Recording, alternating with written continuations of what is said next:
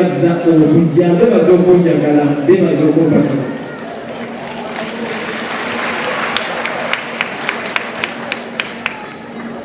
Beebaza okumbeererawo kubanga nze kennyini sikyayinza kwefunako nze nga nze bitundu 310 nga byanyi, ebitundu nga 710 wabitwala.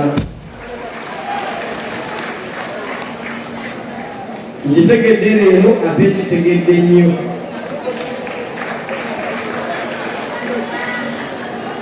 Olimedi bannange neebaza bonna abambeereddewo.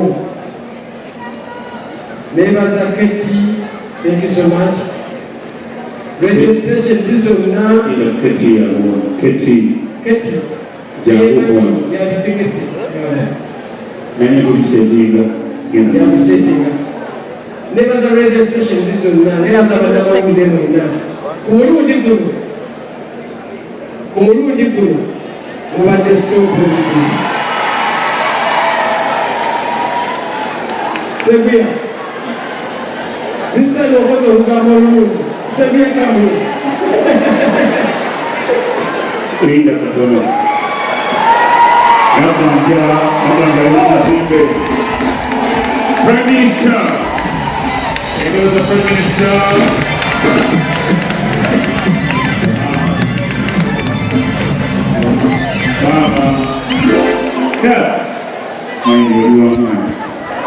Basebo n'abanyabo mukkirize twalirize Prime Minister Nabanja tugere mu ngalo alina Misa Kabanda Mama Kampala Prime Wabula Kasolo naye wali ateekeseko mulala bamuyita kisoboka musajja w'empya Kiwanda ndaba afande Damira naye wali mwebale nnyo mwebale ddala emeza yiyo.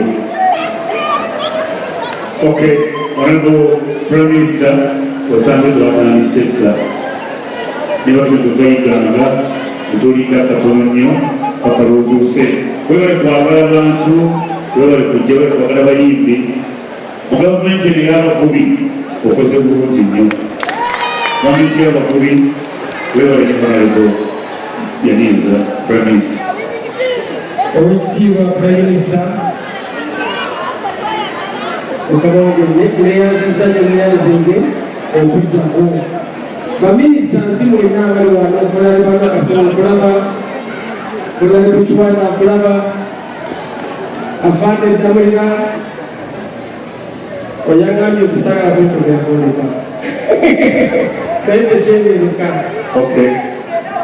Neyanziza nnyo mwenna Abazze. Tweyanziza nnyo, tweyanzige. Neyanziza nnyo. Tewe nga tumaliriza abasponsa. Tumina ate mulejjumbidde mu mbeera bwenti tubagaliza olugendo olungi.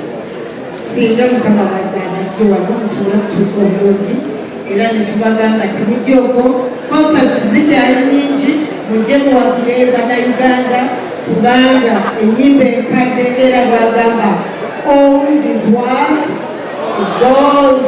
Ensonga lwaki bwetuli era lwaki tugamba tujja kubaweereza paka nate. Mwebale kwagala kikadde offer music waffe ono Mama Nabanja katonaka music bwegala yekka okyakale. Okay, kankumuyimbi ono akwanirize Prime Minister. Abakamedi sisobola kuteekaza abayimbi bayimbiddeko. Sebo bisa sebakula nze sigenda kuyimbira vaayo oli eri wetuusizza vaayo walisomye omusawo olwotuula walisomye omusawo baduwabo bebekulu agenze kulaki bebekulu ayemazi molini nantumire ono omusajja wange ani abyebisimu tekisoso ono sebo wetwazirunda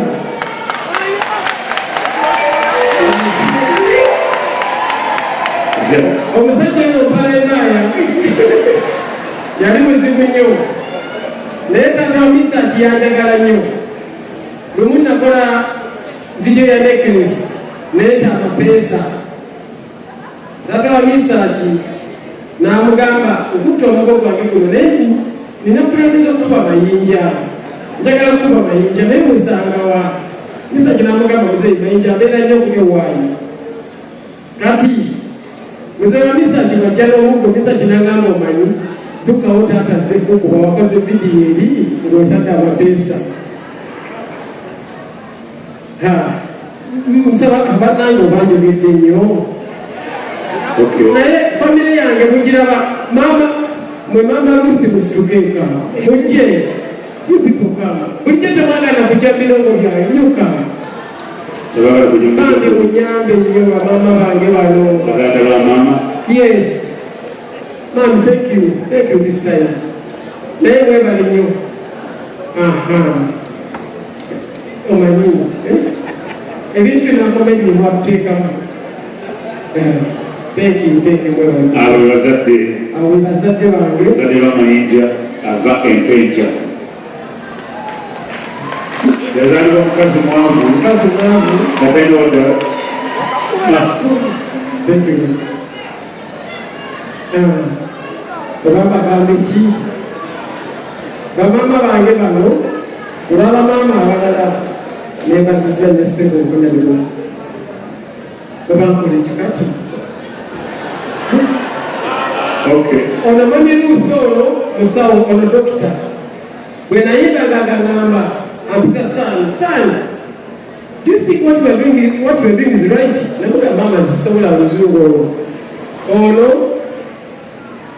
honorable mwami wa mama wange ono mukyala ako wange tazze eyasikise mukyala ono wanyinaze ono wanyinaze ono kujja wange naye this time mwebale nnyo okujja thank you so much mwebale nnyo mwebale kale musasingamuki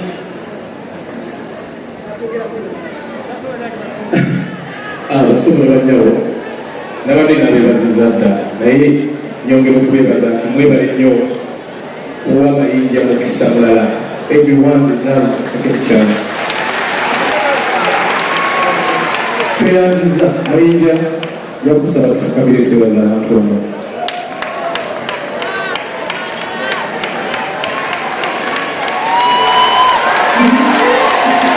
basobola nnyo buli omu tuli bantu bagamba ak'omuntu si kaaki abamanyi Oluganda ak'omuntu si kaaki si kaate nti bweyakaaba nnyo bwekaaba leero wabula tetujja kwogera bingi. Thank you so much buli omu omutima gwe Mukama aguddizeewo era nsaba eneebeere turning point ya Ronald Mayinja oli tugenda muba Mayinja baffe twayimbanga ne tuyimba nga tugenda mulani kyemanyi nti Mayinja byalina obbawa bingi nnyo nsaba mubawa amatuuma mukisa asobola okwongera ebirungi ebirala byonagala okuwulira. Thank you so much.